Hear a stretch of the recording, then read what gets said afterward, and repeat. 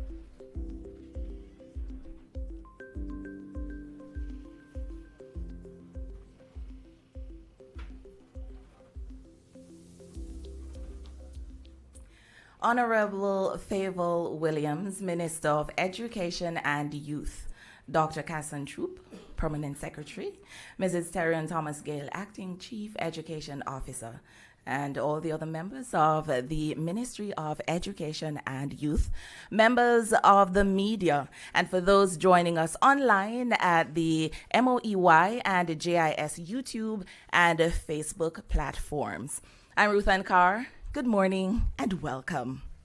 This is the Ministry of Education and Youth's press conference on Hurricane Beryl disaster recovery plan for the education sector. Today, we'll have presentations by Mrs. Latoya Harris-Garty, Executive Director, National Education Trust, NET, who will present on how to route your donations. Check NET first, always. And from our Minister, Mrs. Favour Williams, who will update the nation on the strategic plans to ensure a smooth reopening of our schools for the new school year. But before all those presentations, help me welcome our Permanent Secretary, Dr. Casson Troop, who will do the official welcome. Thank you so much to our moderator. Good morning, everyone. It is my pleasure this morning to welcome all of us to our press conference, designed to give the nation an update on what has happened to our schools and how the ministry is responding to same. So this morning, I have some key persons with me, as referenced earlier, and it is my joy to welcome first and foremost our Minister of Education, the Honorable Favour Williams. Let's make her feel welcome. She's here in the room with us.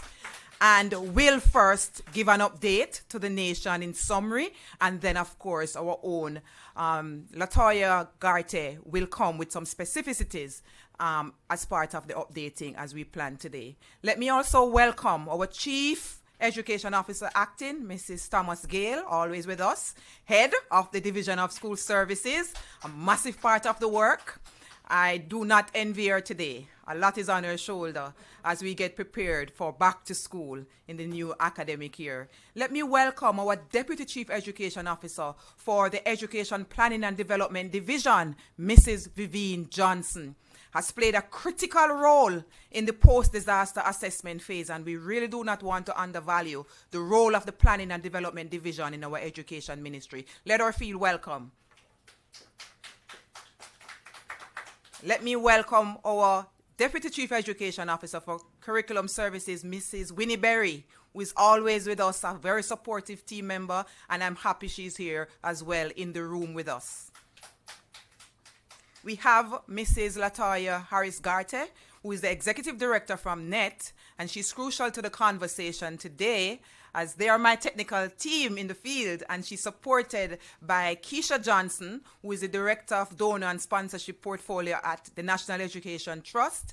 And of course, special welcome to Mr. Carey Brown, who is the Director of our Technical Services Unit, who is solely responsible for the schools and the maintenance and the critical repair. And so he's also in the firing line. But I'm proud to say the technical team, they have been out into the field and they have been doing the work This is why we could come today to have an update provided to you based on the work that has been done by the technical team. Please let them feel welcome in the room. Let me also welcome the other members of the executive management team. Some persons are online, but in this room we have our regional director for Region 1, Mr. Otis Brown. He's next door, so it's always easy for Region 1's director to come over and represent the core.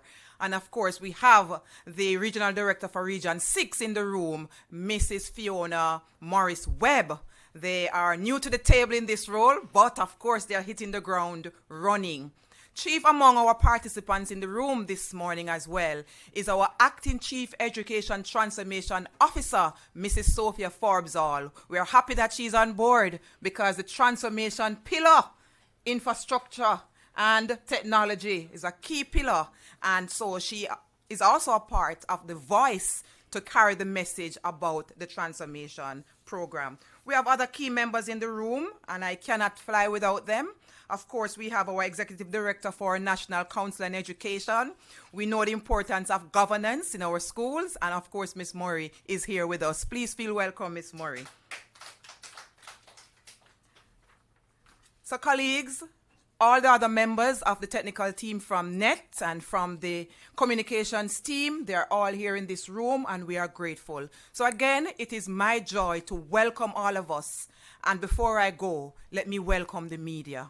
We could not do this without you.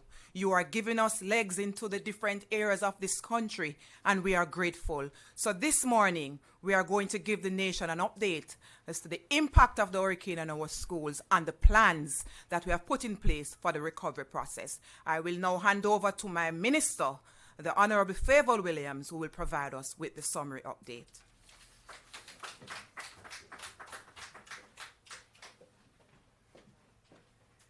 Thank you, PS. Good morning, everyone. Or let me add my special acknowledgement of our Permanent Secretary, our Chief Education Officer, of course, our Executive Director, the National Education Trust, the entire team of the Ministry of Education and Youth here at Central, plus all those in the field, whether you're online or you're physically here this morning. Let me acknowledge all our boards, our principals, our educators, our practitioners, our school staff, family, students, and all our young people across the island, members of the media, good morning. Let me begin by saying a big and heartfelt thank you to all across Jamaica who have helped so far and who will continue to help our children, our young people, and our schools recover from the passage of Hurricane Beryl. Your commitment and collaboration are important and drive our efforts at transforming education for national development. So today, I'm here to update the nation on the state of our schools. We've been out in the field now for several days. I will also update the nation in terms of our children's homes and places of safety, our libraries and youth innovation centers, and we'll share our plan of action as it pertains to recovery efforts in tandem with Back to School 2024. We understand the urgency and state that it is imperative that we begin restoration efforts immediately, considering we only have approximately 6 or so weeks until the reopening of schools. So as of today, and we had a meeting with all our technical persons involved in the recovery efforts this morning. The most current number that we have is that 309 primary and secondary schools have been assessed as having suffered damage. And in terms of the monetary figure, we've estimated that that is now at approximately $2.7 billion. We have segmented these schools into 3 priorities. Priority 1 would be those schools that have been severely damaged, that we have to begin the restoration in order to have them in a place where they can be safely opened come September 2nd, 2024. We have 85 of those schools, and the estimated damage there is $1.42 billion. Just as an example of some of these schools, the priority schools in areas like Region 5 from parishes such as St. Elizabeth. Some of the names are Bull Savannah Primary, Sandy Bank Primary, Pedro Plains Primary and Infant, Monroe College, Hampton School for Girls, among many others out in Region 5.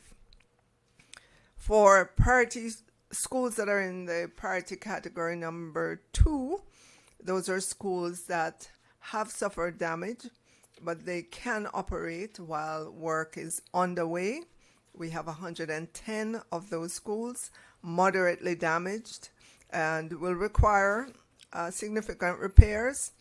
But let me share that despite their scope of work, these schools will be able to operate while repairs are being undertaken. And then in the category 3, these schools that have suffered minor damage, they can operate as well while the work is being done. There are 114 of those in that category. Minimal damage, that would include things like fallen trees on fences, on guttering, on roofs. So to date, the technical team from the ministry has identified contractors for schools, those in the priority 1 category, those that are severely damaged. Let me say that the technical team continues to be in the field. They're there currently, continuing to carry out their assessment, to finalize the procurement documents, to assign registered contracts, to carry out the repair and reconstruction. We will be using the single source procurement methodology under emergency conditions, in keeping with Public Procurement Act and policies. Additionally, and the PS can speak to this as well, all regions will be dispersed some emergency funds. I know that process has started already, and if not already received, very close to being received. And this is for cleaning up exercises and other critical activities. Let me turn now to our Child Protection and Family Services agencies, which is, they would have done the assessment of our places of safety. And I want to update that while damage was relatively minor across the different facilities, there was major damage to the Manning's Child Care Facility in St. Elizabeth. We note that damage was done to the roofs of the facility's kitchen, main dining room, a dormitory, and farming equipment storeroom. But of greatest importance, and what I'm most happy to share, is that our children in state care were safe during the hurricane and are safe since its passage. If we look across our public libraries, we have 110. We do note that there's some damage there. So, for example, there's been damage to the roofing at the Greater Portmore branch, which has resulted in its closure to the public until further notice. Water damage as a result of leakage to libraries. We also assessed our youth innovation centers, and we note very minor damage across them. There were some downed utility wires in St. Elizabeth, fallen trees in Clarendon. We're also happy to report that youth engagement continues in these spaces. The National Education Trust, as you heard, is the agency under the Ministry of Education and Youth with responsibility for donations, receiving donations, ensuring proper accounting of those, and the CEO will come to you shortly to explain that process as well. Many persons and entities have been inquiring, and we'd love to let them know how to do it. And so Ms. Garte will be here momentarily to do that. We also did touch bases with our independent schools just to find out how they are doing. We did this by way of a survey. We received responses from 33 schools. 42% of them indicated some type of damage as well. We know that while most schools are on holidays and while many have lost utilities, we encourage all our parents to remain in touch with our principals in our schools and to so that they can be kept abreast. I know many of our schools have WhatsApp, and they utilize that to send information out to parents. If we move now to the plan of action, as I mentioned earlier on, internally in the ministry, we have the Technical Services Unit and our agency NET. They're the two main entities responsible for utilizing the emergency procurement process, contracting with contractors, engaging contractors. I know that they're busy with that process, finalizing the paperwork, because at the end of all of this, despite this being a disaster and emergency situation, we still have to observe all the rules of proper governance of this process. We're expecting to see the work started on several of the priority schools by the beginning of the coming week, and we will be visiting these schools to keep the nation abreast. Additionally, and very important, we will publish by Monday the list of all the schools in all the categories with the assessment, the quick update in terms of the damage assessment, because we want this process to be as transparent as possible. We talk about the number of schools that are damaged, but we want Jamaicans to know which schools, which ones they are, and how we've categorized them, so that the communication is clear.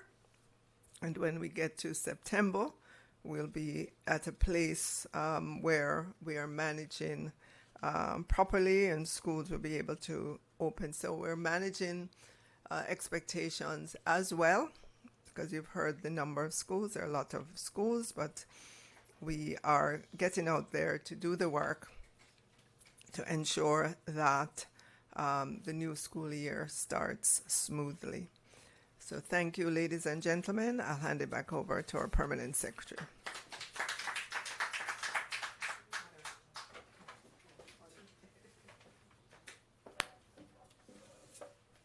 Thank you so very much, Minister. And at this moment, we will welcome our Executive Director from the National Education Trust, Mrs. Latoya Harris Garty.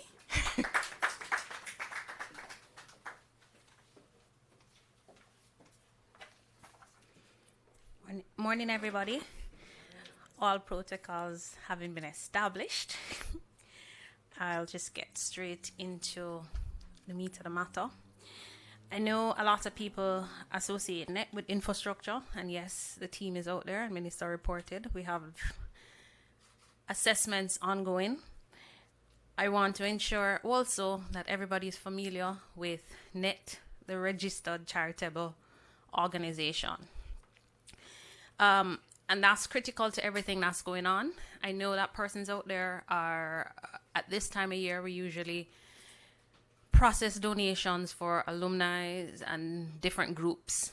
But we have a lot of persons clamoring now to give back to different things, what they can give, when they can give, how they can give. In terms of our giving, we're open to accepting in kind, in cash, and time where that allows. And when I say that allows, meaning if a school needs some cleanup assistance, we are not going to stand in your way. We will facilitate that. So the first thing, what's crucial is that you check NET first. Our contact information in terms of an email, info@net.org.jm. That email response time is always within 2 days. That's the service standard. They should respond to you within 2 days. Why is it important to check NET first? As I mentioned, we're the registered charitable organization. We're responsible for education development and ensuring that your donations reach where it should be and that we mobilize resources. If you send items to schools and it's not sent in the correct manner, what's going to happen is that you're going to have delays at port. And in those delays, customs usually sends them to us for attention. When they come through this manner, there are fixes with cost associated with those fixes that will have to occur before they can leave the wharf. And you're incurring cost to change consignment and also storage. So we want to ensure that from day one, before you ship the items, you email NET, info@net.org.jm. They'll send you step-by-step of the guidelines, and there's an Excel sheet, which we call a donation form, that we ask you to complete. Excel sheet is critical to the process. It details whether or not the items are brand new or donated to you for further donation to schools. An estimate of the value needs to be assigned. We get a lot of questions from persons indicating, but it was donated, I don't know the value. If you're sending it to Jamaica, it must have a value. If it doesn't have a value, we don't want it. It simply means everything has a value and it must have a useful life. So once you have useful life, you have a value. So you assign a value. You look, you estimate. What's the year of this computer, for example? What brand is it? What's the going market rate? You do a reduction on that based upon the year, the specs, and you give an estimate. And you include all of this detail in that Excel sheet that you send to us in Excel format. It's critical to be in Excel because we have to calculate and ensure the values. Why is this important? It's because that is what is used by customs to calculate duties and everything. Yes, what is waived at customs is 50% of the customs administrative fee. And I should say what is waived is government taxes. So there's still costs that your shipper or your agent may charge for the donation. Government can waive private partners' fees, but we waive 50% of the customs administrative fee, all duties. The only thing that's not waived is the environmental levy. So you pay environmental levy and 50% customs administrative fee. So I think I've gone into the donation process a little. Jump ahead. I'll also invite you to visit our website at net.org.jm. We have created a Hurricane Beryl page that we'll be updating in next week with details of the schools that have been impacted. We've also sent into the system for the additional resources that they need. So a lot of the talk has been on the infrastructure. Some schools may have lost resource items, books, computers. So we're asking them to provide that detail so that that can be made public to you. So on that page is what we're going to use to keep you abreast what's going on. What's nice also is that if you are so moved, you can actually donate directly on the site. You click the button, donate now. It takes you, NCB is our back end operations, so it's secure. And you can donate cash there. If you don't feel like donating through the site, we have our endowment accounts, and our endowment accounts are for donations for specific purposes, meaning if it is Hurricane Beryl that you donate to, we can only use it for Hurricane Beryl. Let me repeat that so everybody has comfort. Once you donate cash to Hurricane Beryl, we cannot divert that cash for anything else but Hurricane Beryl. We are a registered charitable organization that's guided by the Charities Act. And how we operate is that if a donor gives for a specific purpose, we can only divert those funds where we have the consent, specific consent of the donor. And the only way we would say divert funds is if there's no longer a need for that. And we know Hurricane Beryl has a wide need, so we won't need to divert any funds there. So all funds in these accounts at NCB are specific, so you can feel free to give. So we have the website that you can donate, net.org.jm, or we can provide your banking with the detailed banking information, and you can do a bank transfer. If you send an email to info@net.org.jm indicating your interest to donate, then we can always guide you in which method and ensure that your donation reaches its target. I went through the in-kind, and I just wanted like a preliminary list of what we've gotten. It's books, reading books, stationery, notepads, erasers, there are cupboards, filing cabinets, teachers' chairs, teachers' desks, classroom supplies, whiteboards, markers. These are some of the things that are coming to us.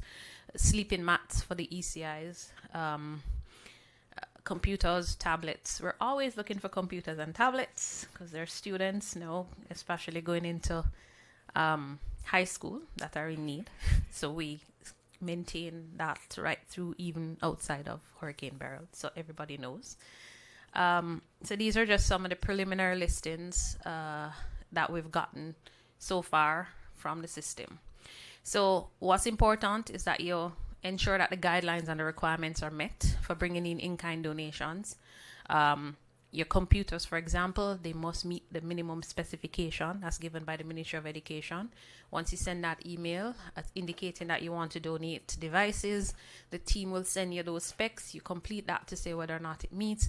If it doesn't meet the specs, I'm sorry to say I cannot accept it because I have to be guided by the Ministry's technical support.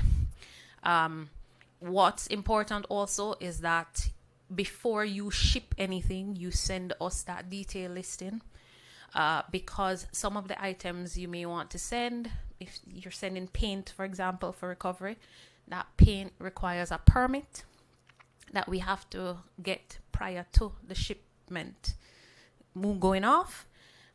If you breach that, that's a fine. So it's important from day one that you let us know what's coming. I know you might be sending paint. There's some construction material that you might want to send also. You have to give us adequate notice so that we can check with the different authorities to see if we need permits for them. Customs regulations is very intricate. As I said, if it is that you have not followed the process and you're given to an educational facility and then you go to customs expecting a waiver, customs is going to send it to us. Once customs sends it to us, there are costs associated that we would like to mitigate. So step 1, you make contact with NET, info@net.org.jm. Step 2, you complete the donation form. You provide all details, requirements as there. Your gift letter so we know what school you're giving to, and we can make contact with the school to see if they're fine with items that may not be. So you might want to send a school a refrigerator, for example. The school might say, "Hey, I don't have nowhere to put this refrigerator." So we have to, be in dialogue with our stakeholder to ensure that what you're sending can be accepted by the schools. Step 3 is that we give you an approval and we tell you, yes, go ahead, ship.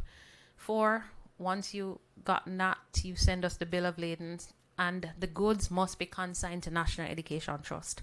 Consignee is critical to the process. National Education Trust is your consignee. You can indicate for the school but it's National Education Trust.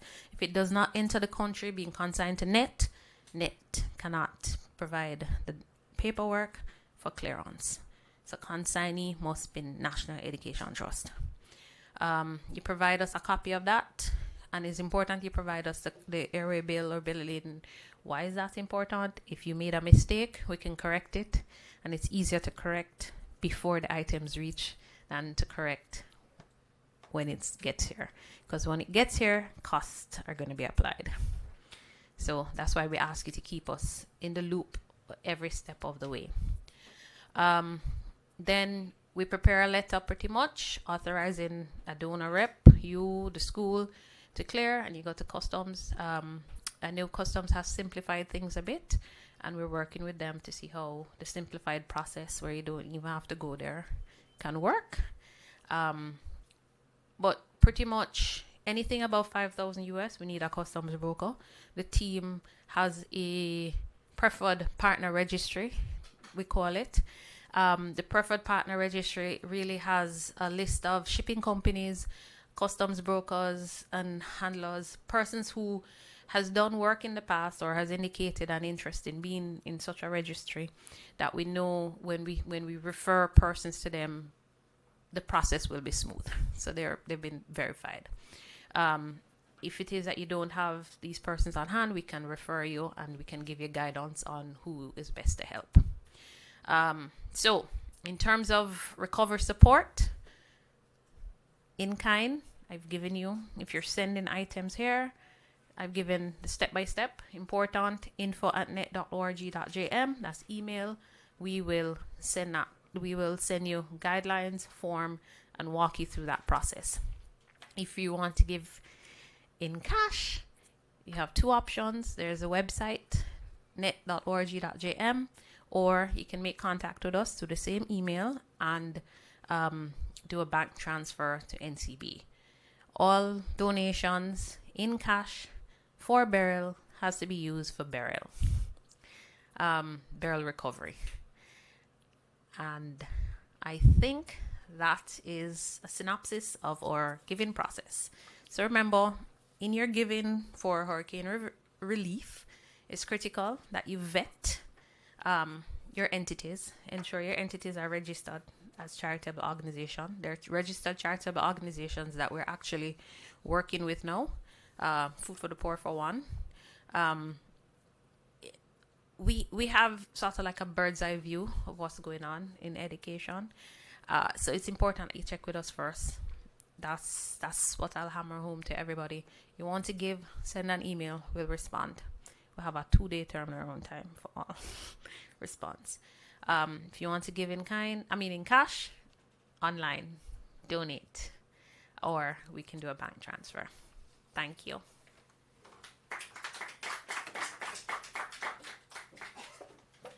Thank you so very much. And I know that the media is here burning with questions, so we'll open the floor now for question and answers.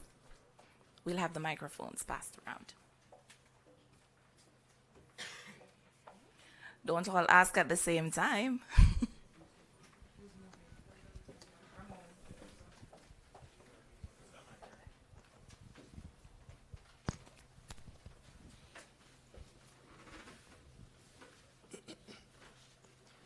Good morning, everyone. Nikki Robinson, Radio Jamaica News. The president of the NPTAJ, Stuart Jacob, had suggested that the schools that are being reconstructed or rebuilt, that they are storm-proofed, and the existing or the institutions that were not as damaged during Hurricane Beryl also be storm-proofed. Is this being considered throughout the rebuilding process? If not, is it being considered for future rebuilding efforts, given that it is anticipated to be an extremely active hurricane season? Right. So within our normal building process and assessment, that is something that's embedded in it. Because as you know, many of our schools were built decades ago. And so whenever we do any work on schools, it's with this in mind that we have to build better, stronger.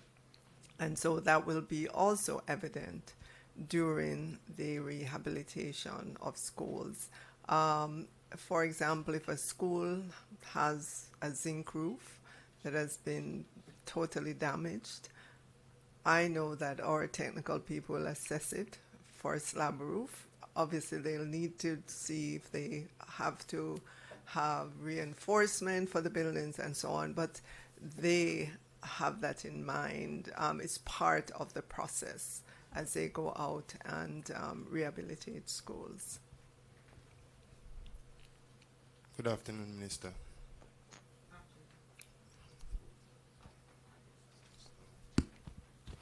Good afternoon, Minister. Jason Cross is the name from the Observer.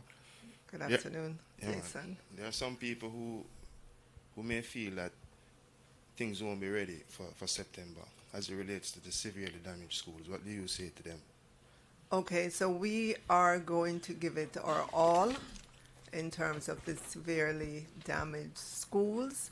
Will they be 100% ready?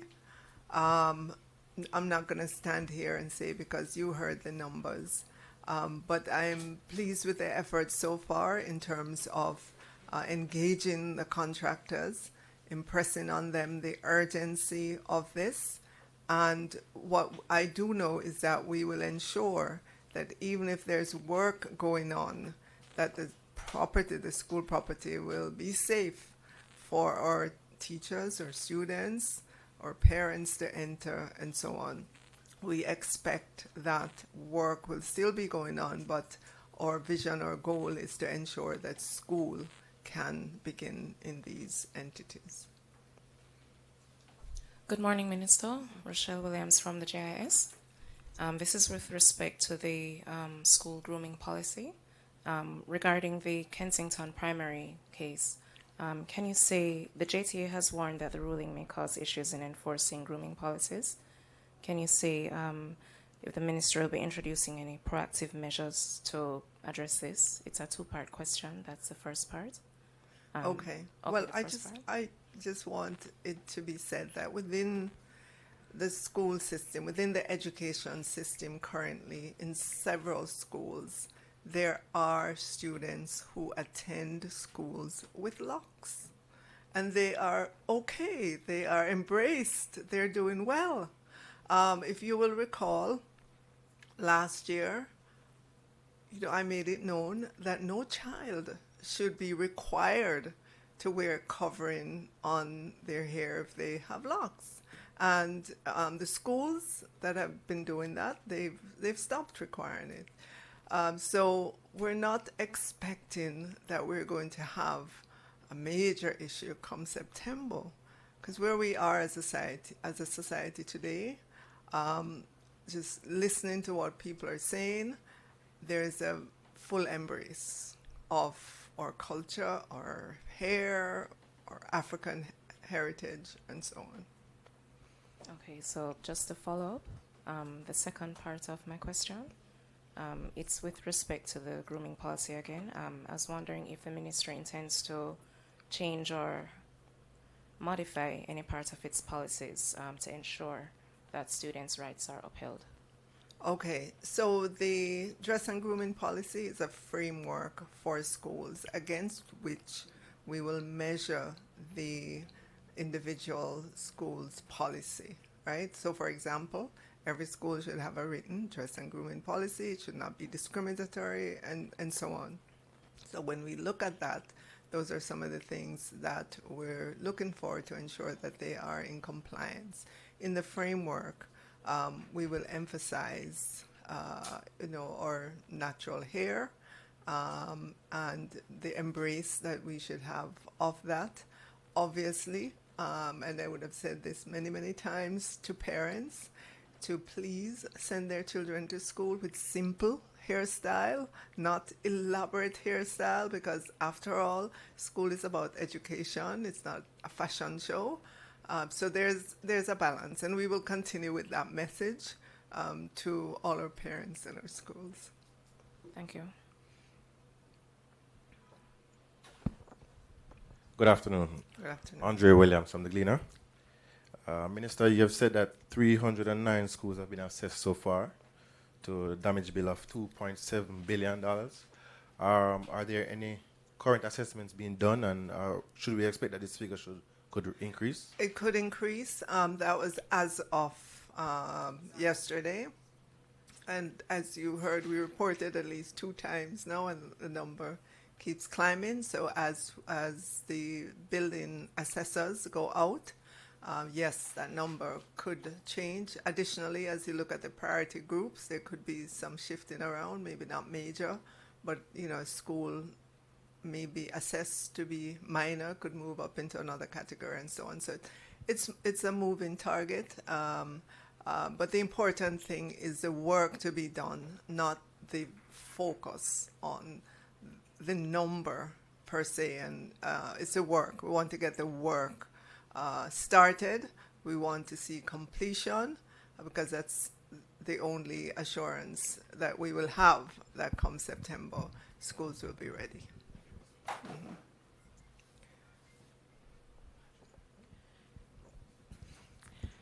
There are plans, there are concerns from within the fraternity with regard to whether teachers recruited internationally would be prepared to properly adjust and meet the social needs of students locally.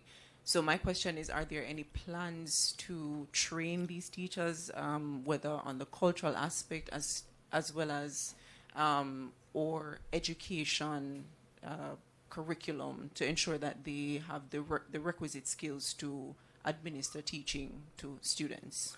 All right, so let me say, just as a backdrop, in the education sector for many, many decades, probably centuries, we have had teachers in the system from all over the world. I mean, I can remember my own high school days. My chemistry teacher was from Australia. My physics teacher was from someplace else. My English lit teacher was from someplace else. My history teacher.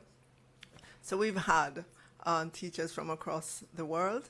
They have assimilated. And I know even now in our system, when you look, we have teachers from Cuba, and we've had those consecutive years going now. There are teachers in our system currently from other countries.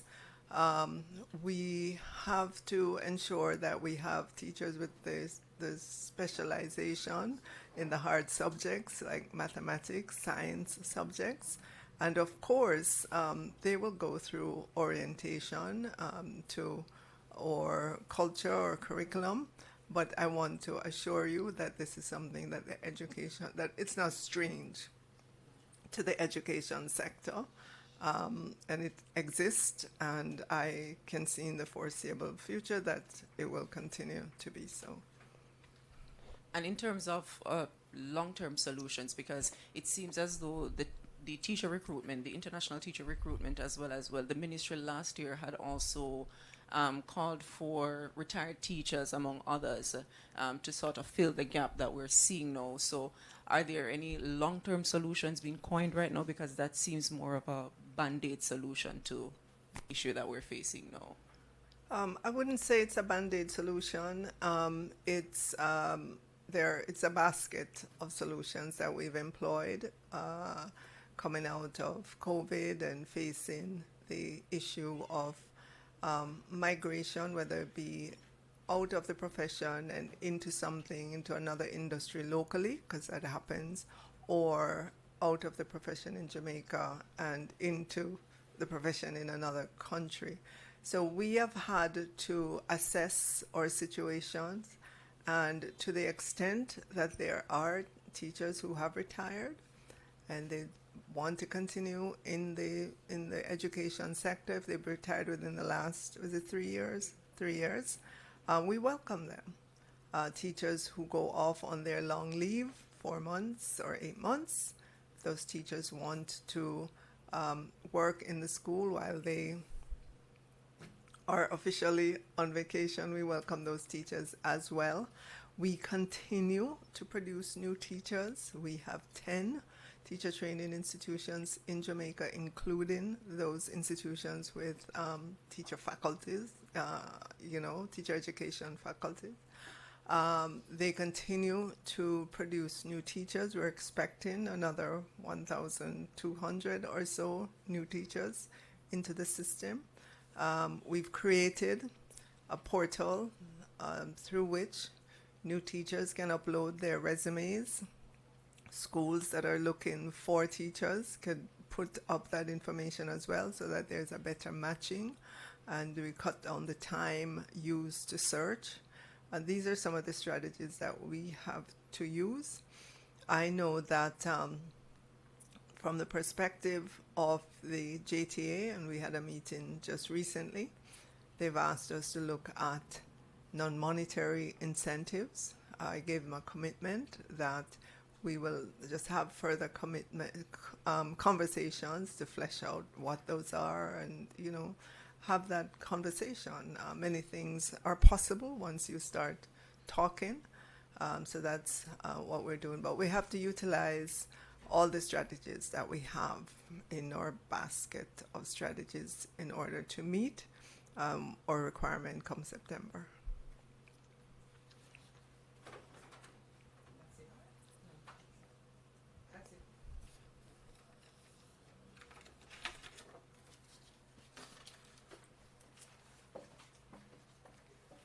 Thank you very much, Minister. Thanks for the questions. We appreciate them, and you got your update just now, and we're happy for that. This is where we end our press conference for today. Thank you so very much for coming out. For continued updates, please be sure to go to our website, that's MOE website, and our Trend website as well, and follow us on our social media pages. And if you do have donations, do remember to check net first. Have a great, wonderful day. Have a wonderful rest of the day.